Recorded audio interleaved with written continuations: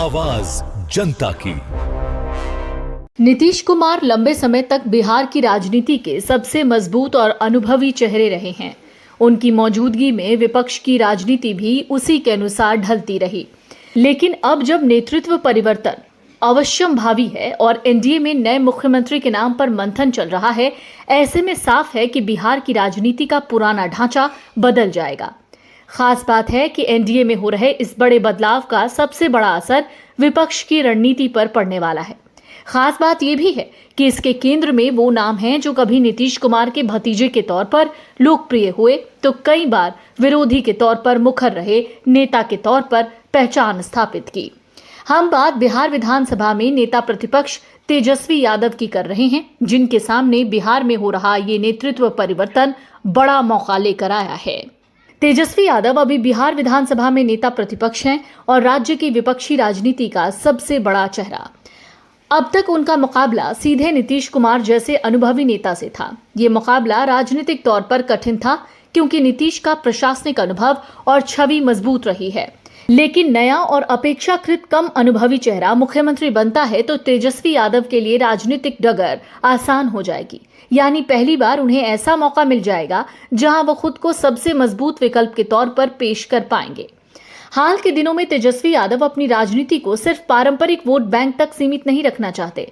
खबरें कहती हैं वो मुस्लिम, दलित और अन्य वर्गों को साथ जोड़ने की रणनीति पर काम कर रहे हैं। अगर नेतृत्व परिवर्तन होता है तो ये रणनीति और तेज हो जाएगी, क्योंकि जब सत्ता में नया चेहरा आता है तब विपक्ष को नए समीकरण बनाने का मौका भी मिलता है। तेजस्वी यादव के राजनीतिक व्यवहार में बदलाव देखा गया है।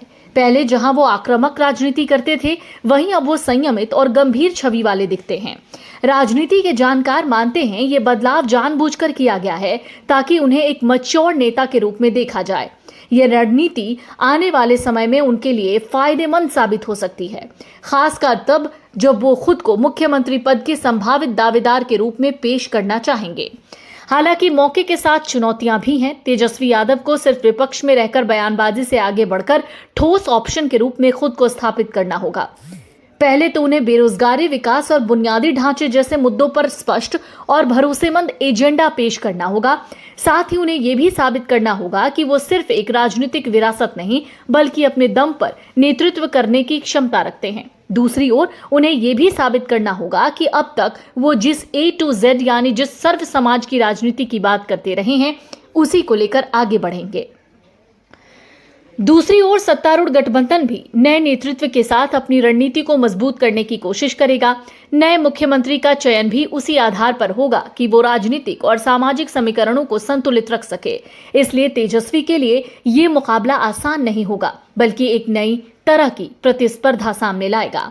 साफ है बिहार की राजनीति एक नए दौर में प्रवेश कर जाएगी। नीतीश कुमार के बाद का दौर कई सवाल और संभावनाएं लेकर आया है। अब जब बिहार में नीतीश यूं खत्म हो रहा है, बीजेपी पूरी तरह से सत्ता संभालने की कोशिश करेगी। जेडीयू की बदली भूमिका के बीच तेजस्वी यादव सबसे बड़ा चेहरा कहे जा रहे हैं। ऐसे में यही शायद उनके लिए अब तक का सबसे बड़ा मौका है जब वो खुद को राज्य के सबसे बड़े नेता के रूप में स्थापित कर सकते हैं। लेकिन ये रास्ता आसान नहीं।